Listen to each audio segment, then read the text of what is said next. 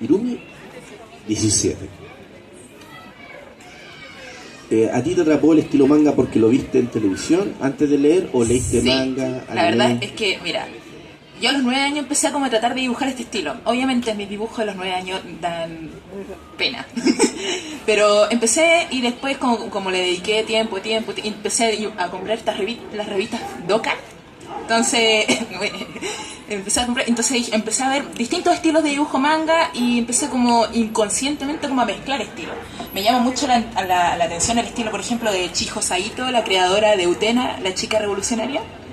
Me llamó también el estilo, obviamente, de Sailor Moon, pero me llamó el estilo, no tanto de la historia, con respecto a Utena, la historia en sí es súper filosófica, pero también me llamó el estilo, no sé, por las series como de historia, con el estilo shonen, por ejemplo, su Dragon Ball, X-Clamp, como esa onda del destino. Entonces, en cuanto a mi cómic, ¿qué tiene de parecido? Claro, el dibujo es como bien de niñita, pero la historia en sí es como bien de acción, no es tanto así como romanticismo, es como dejo muy de lado eso, voy a ser un poquito fría o me cuesta un poco esa parte. Bueno, a propósito, una chica me consultaba, o sea, una mamá en realidad, una mujer, me dijo, para mis hijas, ¿qué me recomienda de manga? Yo no leo mucho manga. Bien. Y ahí me dijo, pero que no tenga romance, me dijo. Claro, pero es que tiene romance, es algo que tiene que estar en toda historia, pero no ahora estoy tratando de dejarlo como para niños como de 14 o 13 años para arriba. Porque igual toca temas, si bien no son eróticos, no hay erótico, y trato de no ponerle mucha sangre, por lo mismo, tiene temas, por ejemplo, muy subliminales que a lo mejor un adulto lo puede captar y un niño no. Por ejemplo, yo hablo aquí del tema de, por ejemplo, de la envidia. Por ejemplo, hay personajes que, por ejemplo, ven un espejo, hay un tema de un espejo, la villana se refleja en un espejo y una de sus súbditas le tiene envidia, pero la admira a la vez. Y hay una frase muy cierta que dice, la envidia es como el reflejo de admiración. Entonces, como que ahí también toca un tema.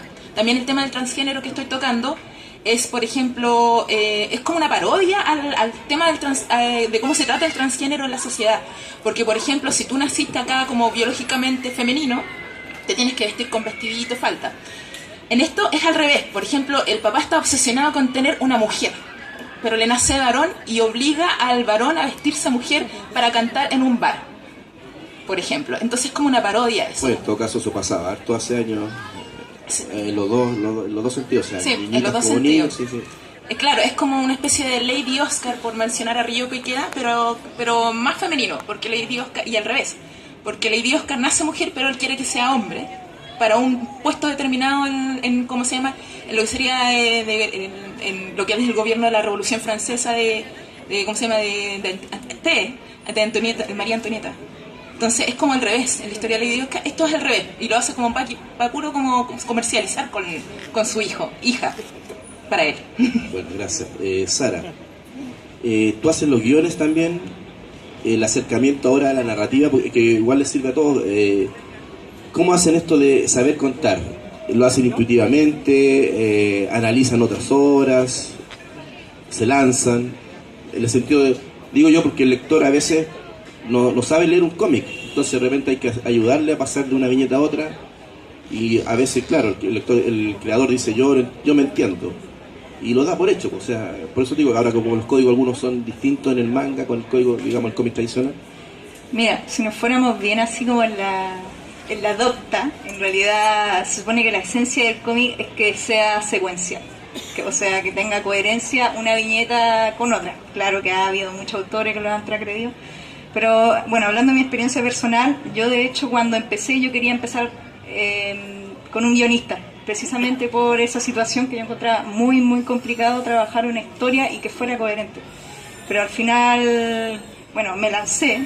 Y primero, de hecho el primer cómic lo hice simplemente imaginando y lo iba dibujando, que yo creo que es como la mayoría lo empieza haciendo, así como muy instintivo. Pero después te das cuenta que si empiezas el segundo capítulo de la misma forma, empiezan a haber cabos sueltos. Entonces ya no puedes jugar con esa modalidad y tienes que empezar a escribir una especie de guión. Y aquí ya viene toda, bueno, lo que cada autor encuentra su método más fácil, hacer storyline, un poco crear, ir escribiendo a modo de, no sé, viñetas, separando por escenas, simplemente narrándolo, ahí ya va en la comodidad de cada uno. Pero claro, eso es al final sabes que lo lograste cuando hay coherencia, cuando puedes responder todas las preguntas de los personajes. Y te piden más números de la red. Claro, cuando empiezan ahí a molestar los fans, oye, ya, pues sácale el cómic, apúrate. Se entendió, se entendió. Gaspar, tú dijiste que era arquitecto.